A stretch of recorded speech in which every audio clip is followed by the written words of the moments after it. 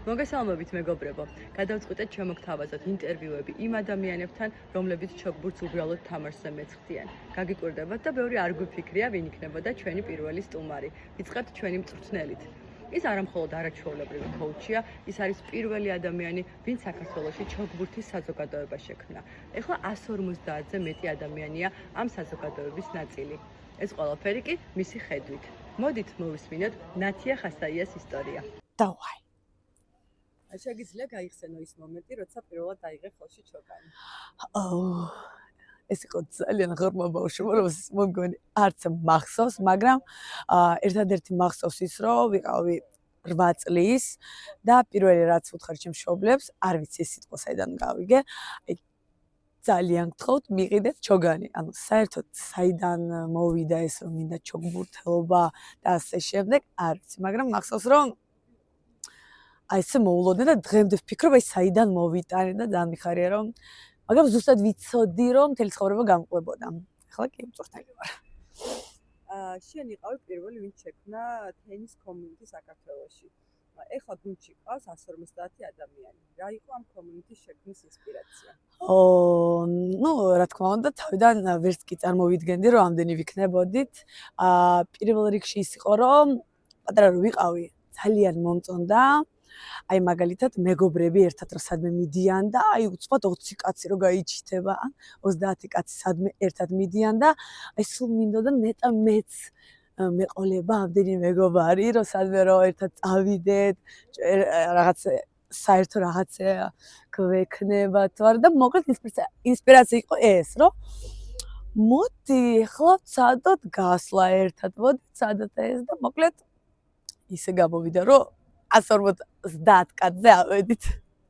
როგორ გაიზარდა ეს კომიუნიტი პირველი ადამიანიდან 150 ადამიანი?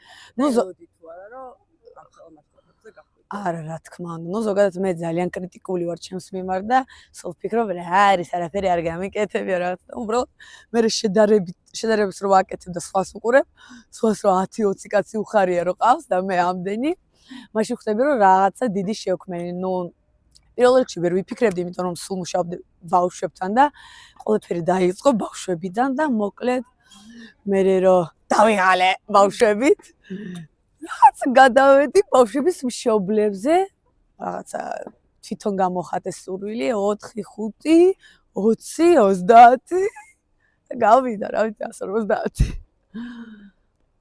როგორ ფიქრობ, რა ქმნის კომიუნიტის განსაკუთრებულს ჩვეულებრივი ინდივიდუალური ვარჯიშებისგან განსხვავებით? ნუ რა თქმა უნდა, აქ ბევრად მეტია ვიდრე ჩოგბურთი და ვარჯიშები. მიუხედავად იმისა, რომ არც ხელს არ გვიწყობს, არც პირობები არაფერი.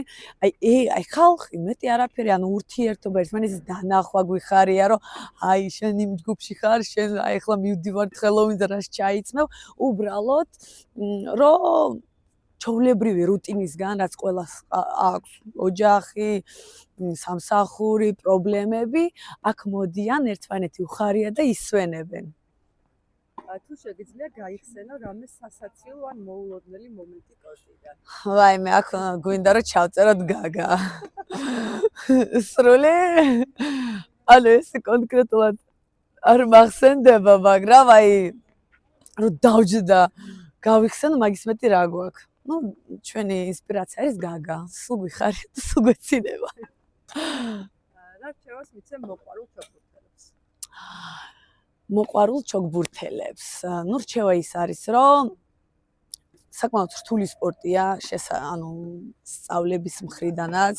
შეიძლება 1 წელი იარო და ძლივს ბურთი გადააგდო იქით ამ მხარეს და რას ვურჩევ, რომ ბევრი ითამაშონ, ბევრი ივარჯიშონ, აუცილებლად გააცადონ თავისი ბედი შეჯიბრებაზე, იმიტომ რომ ის სულ სხვა გამოცდილება, აი მე რაღაცას იგებ, რაღაცას აგებ, ანუ 1000 ემოცია და ზრდასრულად აქში ზუსტად აი მოყვარულები, სადაც ვიმყოფებით, არის ის, რომ ყველაფერი მაგას აქში რთულია და ჩათვალე, რომ ახალი ცხოვრება გაქვს, რაღაცა იმ ეტაპზე, როცა ვერც კი იფიქრებდი, რომ გექნებოდა და აუცილებლად არ გაწელოთ, თუნდაც ჩოგბურთი არ ითამაშოთ, რა ვიცი, კალათბურთი, პადელი, ფეხბურთი, თავარი ითამაშოთ და აი სხვა სიცოცხლეა, როცა რაღაცას აკეთებ, ვიწმოთ სპორტში.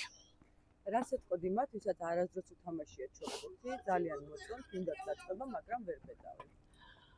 აი ეს ზოგადად არ რთული რამე, იმიტომ რომ მეც მინდა რაღაცები ვცადო სხვა სფეროში და ვერ ბედა, იმიტომ მგონია რომ არ გამომივაცხვენია და ფეხს ვითრევ და დარწმუნებული ვარ რომ ვინანებ.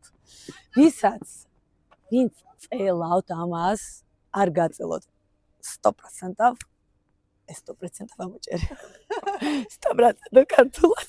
გარდავალ 100% ინანებთ. ეს ამას წყალი არ გაუვა და აი ეს სიამოვნება, გოგოები, კაბები, ჩოგანი, ბიჭები, რაღაცა დარტყმები ასე შემდეგ.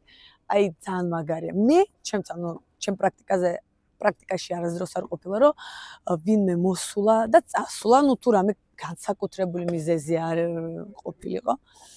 ანუ ეს არის ბედნიერება, რა ვიცი, აი შემიძლია აი აქ შუბზე რაღაცა რეკლამა მქონდეს ჩოგბურთზე, ისეთი სამყარო სულ სხვა.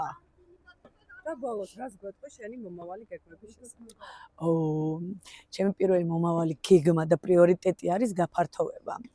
მაგის გარეშე ვერ წარმოვიდგენ ვერაფერს, ეს წელი ზუსტად მაგისტრის დავთმე, ასე ვთქვათ, რომ აი ეს ერთი წელი, შემდეგ სექტემბერისთვის 100% უნდა იყოს მეორე კორტი, რადგან აი ეს ერთი კორტი მარტო 150 კაცს იტევს და აუცილებლად მეორე მჭირდება, იმიტომ რომ როცა წერენ, რომ აი მინდა მოხვედრა, ველოდები და მე ვიცი რომ უკვე შანსი არ არის, მან ჩემი мотиваცია და ინტერესი კვდება, რადგან ძალიან მაქსიმალისტი ვარ, ეგ კაია და ბევრ რაღაცაშიც ცუდია, მაგრამ პირველ რიგში გაფართოვება. აი არ ვიცი როგორ, ძალიან რთულია, თან საბურთალოზე გვინდა მეორე ფილიალი, მაგრამ ზუსტად ვიცი რომ იქნება და აი მე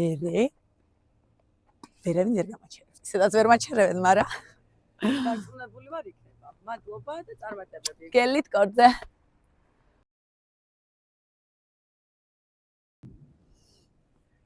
შეგიძლია გაიხსენო ის მომენტი, როცა პირველად დაიბერე. მგონი ესაა. ხო ჩავწეროთ. თან მე ხლა ქართულად, რუსულად. უჭერ ამე რუსულად ვიტყვი და დამერხა. მე კადრში ხო არ გინდათ რომ გამოჩნდეთ? კაი, რაც იქნება. იქნება აჩვენოთ როგორი პრესი მაქვს. თუ არა, მოდი პატიოსნად ჩავიწეროთ რა. 30 წლის კოუჩი. მე სერიოზულად. всё, მე მზად ვარ.